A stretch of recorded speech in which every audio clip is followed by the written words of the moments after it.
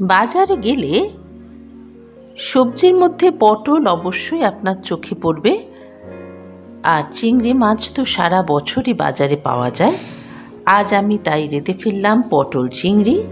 নমস্কার বন্ধুরা, আমি অপরাজিতা মিত্র, আমার চ্যানেলে আপনাদের স্বাগত।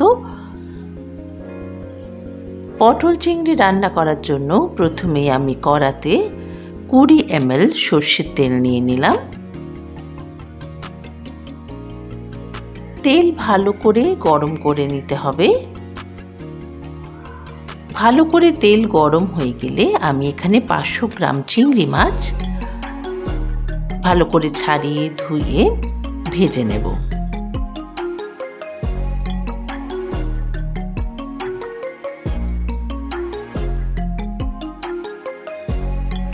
একটু নুন আর হলুদ দিয়ে মাছটা ভাজতে হবে।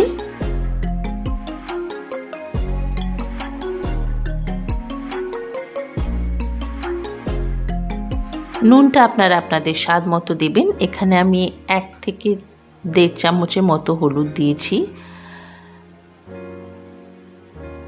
ভালো করে এবার আমি নুন হলুদ মাখিয়ে নেব চিংড়ি মাছের গায়ে এবং ভাজা হতে দেব। দেখুন চিংড়ি মাছ থেকে প্রচুর জল ছেড়েছে, সেই জলে চিংড়ি মাছটা সিদ্ধ হয়ে যাবে।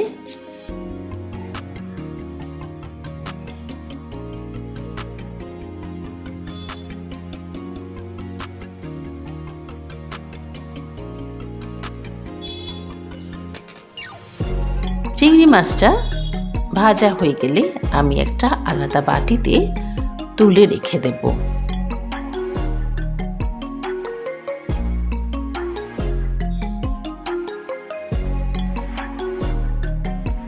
একটা বাটিতে আমি তুলে রেখে দিলাম চিংড়ি মাছগুলো।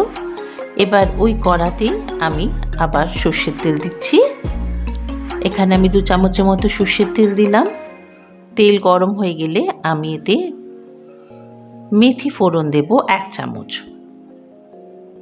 তার সঙ্গে 2 থেকে 3টে কাঁচা লঙ্কা দিয়ে দেব। কাঁচা লঙ্কা আপনারা আপনাদের স্বাদ মতো দেবেন, যে যেরকম ঝাল খান সে সেরকম ঝাল দেবেন। মেথিটা আর কাঁচা লঙ্কাটা একসঙ্গে একটু নাড়াচাড়া করে নেব।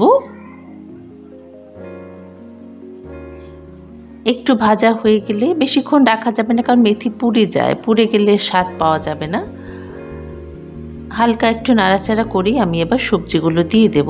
এখানে আমি পটল, আলু আর বেগুন বড় বড় টুকরো করে কেটে নিয়েছি, সেগুলো কড়াতে দিয়ে দিলাম। সমস্ত সবজিগুলোকে কিন্তু ভালো করে ভেজে নেব।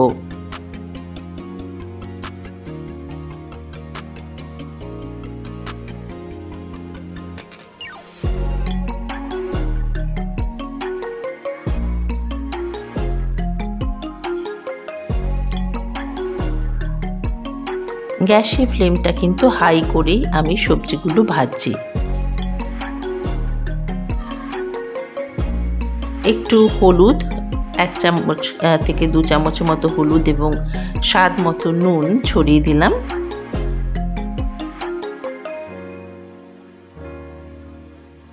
হলুদ গুঁড়ো দিলাম 2 চামচ, ছোট চামচের 2 চামচ লঙ্কা গুঁড়ো ছড়িয়ে দিলাম। দিয়ে ভালো করে সবজিটা কিন্তু ভেজে নেব।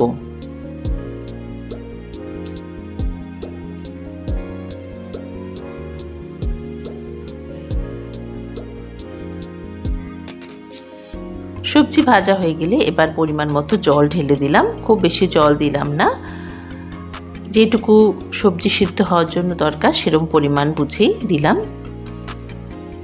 এবার কিছুক্ষণ ঢেকে রেখে দেব। 5 থেকে 7 মিনিট এইভাবে মাঝারি আঁচে সবজিটা ফুটবে। একটু নুনের দরকার ছিল তাই নুন দিয়ে দিলাম।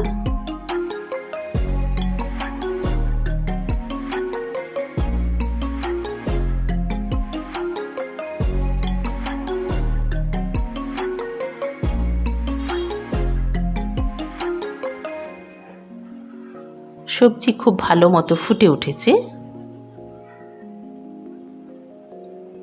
এবার ভেজে রাখা চিংড়ি মাছগুলো আমি সবজির মধ্যে দিয়ে দেব।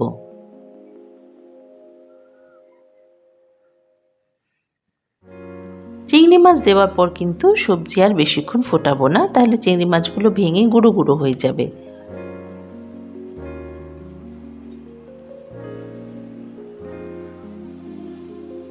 ভালো করে সবজিটা আরেকবার নেড়ে দিলাম।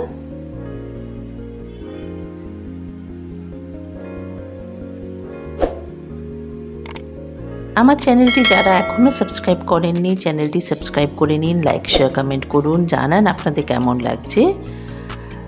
আমাদের পটল চিংড়ি কিন্তু তৈরি হয়ে গেছে। আমি এবার গ্যাসের ওভেনটা বন্ধ করে দিয়ে গরম গরম ভাতের সঙ্গে সার্ভ করব পটল চিংড়ি। আমার সঙ্গে থাকার জন্য আপনাদের অসংখ্য ধন্যবাদ।